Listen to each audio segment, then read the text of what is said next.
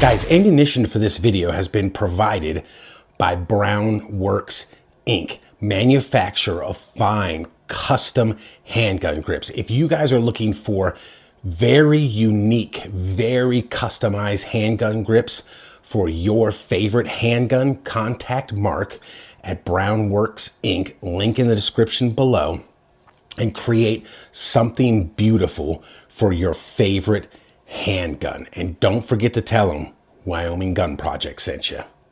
What's going on, everybody? Welcome back to the channel. So today we are taking a look at the Daniel Defense DDM4V7 in the Patriot Brown, I think that's what they call it, Cerakote scheme here. So, you know, it's not like folks haven't heard of Daniel Defense. This is a pretty famous company, one of the top, you know, AR, depending on who you talk to. Some people shit on them. Some people are like, nah, they're just as good. But I think they're up there with like the LWRCs, the, you know, Patriot Ordnance Factories, the LMTs, the up there, you know, the $2,000 and up rifles, which is roughly about what these go for. So this is kind of your standard run-of-the-mill, nowadays at least, AR-15. We can just go over the specs and features. Not much to tell you about, you know, big innovations or, you know, stuff that people don't already know. Now, I do dig some of the ways like that Daniel Defense attaches their handguard with these bolts. You know, there's different companies have different ways of doing it. This is pretty cool. So yeah, pretty much standard AR-15 lower. You got the plastic dust cover. It did come with this 32 round Daniel Defense magazine. These are great magazines, by the way. I like these magazines. Ambi safety, not the biggest fan of that. We'll talk about that a little bit later. Their Daniel Defense grip, which has kind of got the rubberized dealio here, and it has the integrated curved trigger guard right down here on the bottom.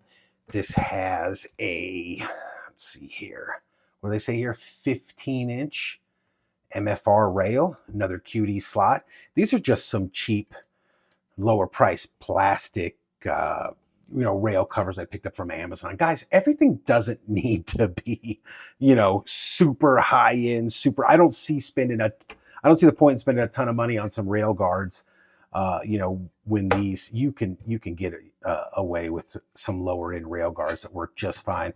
Kind of like a sling. I mean, how hard is it to make a nylon sling? I'm not paying a whole bunch of money for a friggin' sling. Good Lord, you could use a piece of rope for a sling. It's, you know, but I got sidetracked there. The standard Daniel Defense stock, I dig this curve on the bottom here. That's very cute, cool. Another QD sling mount, another kind of rubbery cheek rest area on the buttstock.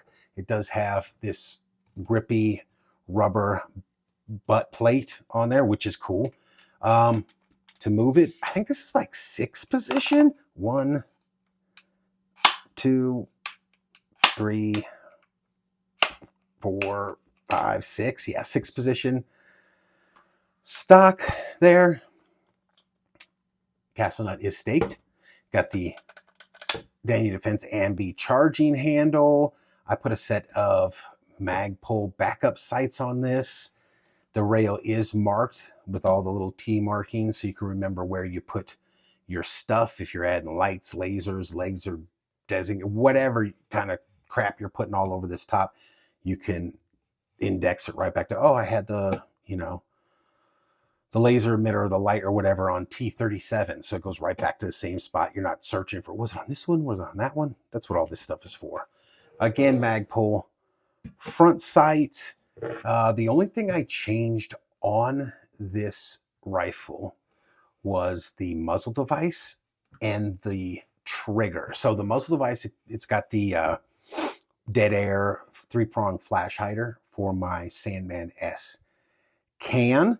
And I changed out the trigger to a Geisley. I think this is an SSA. So funny little story time here. This has been in several rifles. When I bought this rifle, this was my wife said, I don't remember what it was for, but she's like, you want to go buy yourself a really nice gun or whatever. It was when we still lived in Virginia. So I've had this gun for probably 3-4 years now. And I said at the time, I had a couple AR-15s, but they were lower to mid-tier, and a couple of SBRs that I had built legally, of course. And I was like, you know what? I want a really nice, what I consider high-end AR-15. And for me, that's $2K and up. So I went to the local store we had there in Fredericksburg. I can't even remember the name of it. And they had these in there, and I saw this one. I was like, yeah, that's flipping cool. So I bought it, dropped the close to 2K. I think with tax and everything, it was over that. And for that price, the trigger that came in it wasn't horrible mil spec, trigger, but it wasn't great. So I didn't, for what you pay for these things, it should come with a Geisley equivalent trigger in them. That's just my opinion, because for what these things cost, you're going to throw a mil-spec trigger in there. I mean, come on, man. Anyway, so that's the only two things I've changed out in this rifle. Some of the things, let me show you. There's another QD sling mount right there. This thing, the upper and lower, is super tight. This thing is tight. It is smooth when you rack the bolt.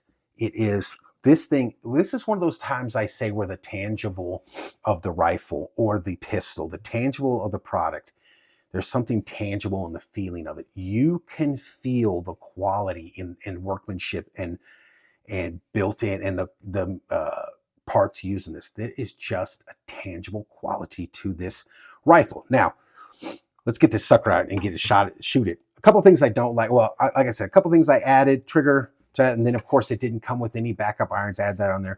Again, I have a lot of these Romeo 5 sitting around. I just threw that on there. I think this is an okay little sight. I think I had an MRO on here for a while. I took it off, put it on my Scar, or maybe on the Tavor, I think. Anyway, some of the things, quick, there's only a few things I do not like about this rifle. The price, yeah, it's the baby. You want to play, you got to pay. You got to pay to play. Really, the only thing I don't really enjoy about this rifle is this, and it's kind of nitpicky, the ambi safety. I don't know why they went with a full length. Now, I could change this out, but for this price, I shouldn't have to. I know it's a design choice. I don't know why they didn't go with like a half, right there, because it kind of, I can't show you. I'll show you in the final thoughts, probably. It digs into my trigger finger right here when I shoot. Now I have a Colt M5 that came from the factory with the half safety for lefties, and I can't feel it at all. No problems with that thing. No issues. It's fantastic. Yeah, that's a little bit nitpicky. I could, just switch it out. Okay, I'll switch it out myself. Other than that, this thing has been insanely reliable. I don't even know how many rounds. Let me turn it around and look at the other side real quick. I don't even know how many rounds I have to this damn thing. And it has just been insanely reliable. Oh, let me point out, yeah, bigger paddle for the bolt release right there. That's kind of cool. Other than that, man, this is one of my favorite. Not one of my favorite. This is my favorite AR-15 that I own. This is like a grail rifle for me, and I finally got it a couple years ago, and I shoot the piss out of it, and it just keeps on going. I love this rifle. So let's get it out to the range and just see how it shoots. All right, folks, range portion of this review. We have our Daniel Defense DDM4V7. We have some 5.56 in the factory supplied Daniel Defense magazine. I shoot this one suppressed a lot, so we have a dead air 3-prong flash hider on here, and I don't know if it's coming through, but look how carbon. We're going to shoot some more suppressed in this video. but I need the suppressor to cool down. So we're just gonna, got some paper over there, 25. Then I'll shoot. The farthest I got from this point is about 160 on a C-zone steel. So we'll shoot at that a little bit, but we'll just fire her up, man. Put my ears on. Ah.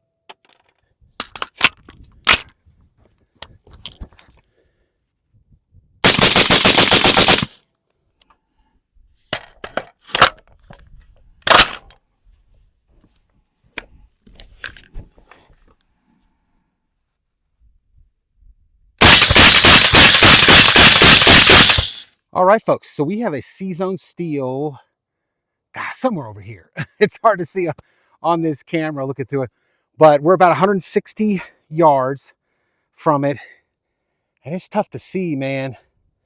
We got the red dot. It's backed up against a berm that's covered in snow. So we're just going to see if we can hit the sucker. Let's see if we, all right. Let's see if we can hit it.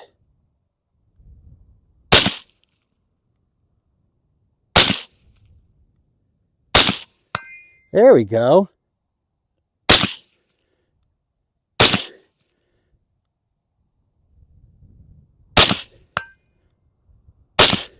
I'm having trouble seeing this sucker.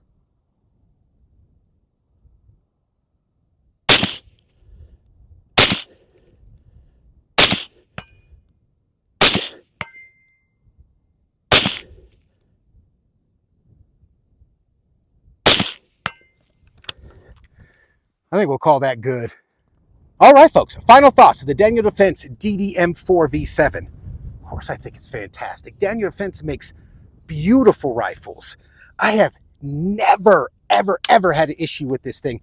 And I couldn't even tell you how many rounds it has to it. And most of them are suppressed, man. So this thing is great. Everything fit, finish, all the coating on it, the furniture. It's fantastic. I dig this Patriot Brown color. That's cool too. One of my only gripes is, as discussed in the tabletop, this safety on this side. I don't know why they didn't put a half safety right there. It kind of digs into my finger, and I think maybe a lot of righties might experience that. I don't know. I know the Colt M5, my Colt M5 has a half one right from the factory. That's kind of nitpicky because I could switch that out, but I shouldn't have to for the price of this rifle. Also, it's a design choice for them, but sorry, lefties, the majority of the world's right-handed, and that kind of digs into my finger right there.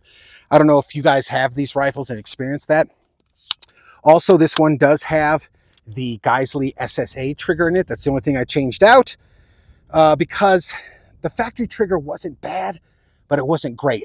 And for a rifle that cost around 2 stacks, you know what I'm saying? 2 bands, as the kids say today. This rifle costs around 2 bands, and I think with tax and everything, it was over that. So for that, it should come with a Geisley SSA equivalent trigger. I know Geisley probably won't sell to them because they make their own rifles now, which are also apparently fantastic. But it should come with a better trigger than it had. And again, it wasn't bad. It wasn't like raw, horrible mil spec, but it wasn't great. So, which is why I changed it out, because if it was great, I would have left it in. But other than that, I think this is a beautifully made rifle. I think it is, it's just great, man. So there it is, guys. Thanks for watching. Let me know what you think of Daniel Defense down below. We will see you next time.